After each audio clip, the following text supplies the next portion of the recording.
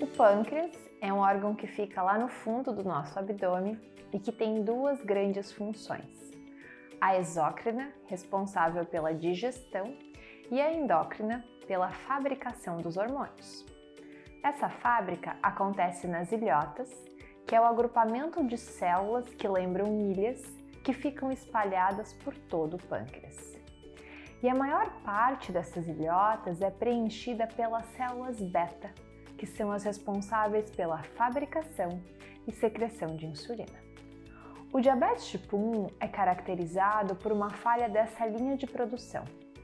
Ele acontece por uma combinação de fatores genéticos e ambientais que juntos atrapalham o bom funcionamento dessas células. Fatores genéticos têm um traço de nossa herança familiar, mas os genes passam por algumas combinações e modificações enquanto somos formados lá na barriga da nossa mãe. E isso é só uma parte de como esse tema pode ser confuso. Por exemplo, quando analisamos estudos de gêmeos univitelinos, que são gêmeos iguais geneticamente falando, em apenas metade dos casos, os dois terão o diagnóstico de diabetes tipo 1. E esse diagnóstico pode acontecer com até anos de diferença. Curioso, não é? Já os fatores ambientais são diversos elementos que passam por nossa vida desde o momento que estávamos na barriga de nossas mães. E há mas muitas especulações a respeito do tema.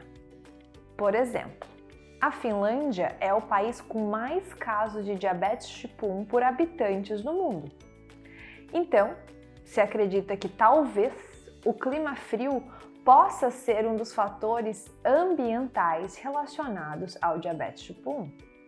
Lembrando que a Finlândia fica lá no norte da Europa. Infecções por enterovírus na primeira infância, algumas infecções bacterianas e uma grande lista de hipóteses existem. O que é importante deixar muito claro é que não podemos ligar a existência do diabetes tipo 1 com um único fator. Não foi só ele. Nem sabemos exatamente se foi esse fator que você relaciona com o aparecimento do diabetes do seu filho que trouxe o diabetes do seu filho.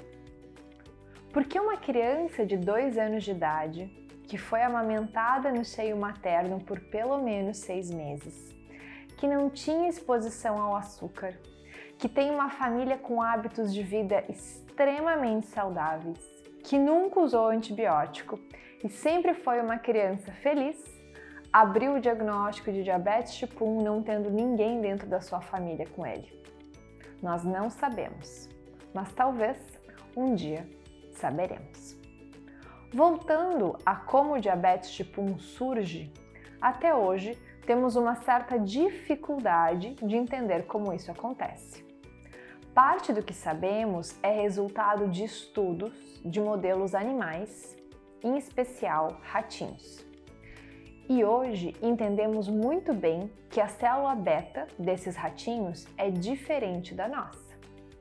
Segundo, é muito difícil estudar um pâncreas. Ele fica lá no fundo do nosso abdômen. Fazer biópsia, que é retirar uma partezinha de um órgão para estudo, não é nada simples. Muito do que compreendemos vem da doação de órgãos de pessoas sem diabetes e alguns poucos centros no mundo trabalham com a coleta de pâncreas de pessoas com diabetes tipo 1 que faleceram.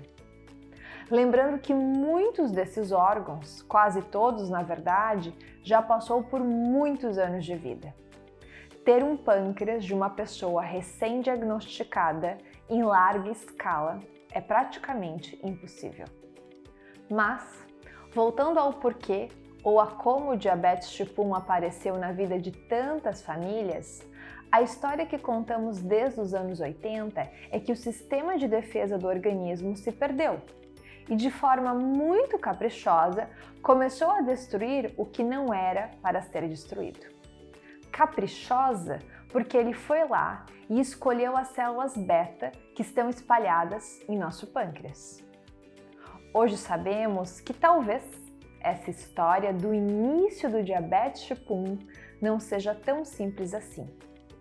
E isso reforça o fato de ainda engatinharmos na prevenção desse diabetes.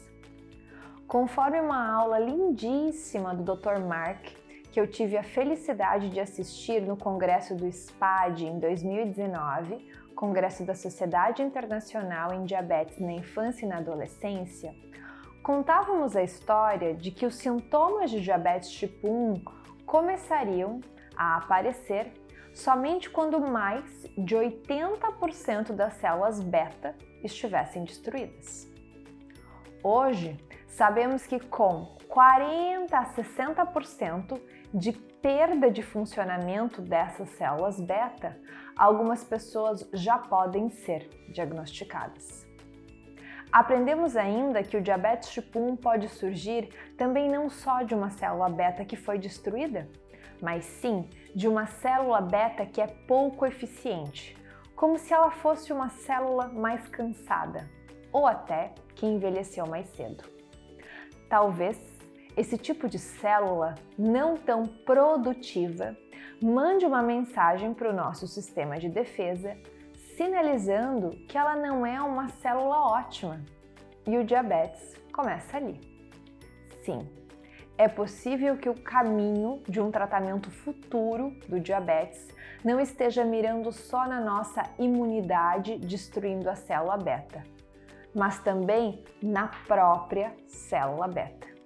Temos teorias e mais teorias e algumas poucas comprovações. Todo esse entendimento precisa estar muito claro para se ter um tratamento efetivo e seguro ou até alcançarmos uma prevenção. Que continuem essas lindas pesquisas. Agradecemos a todos que estão nessa frente de investigação.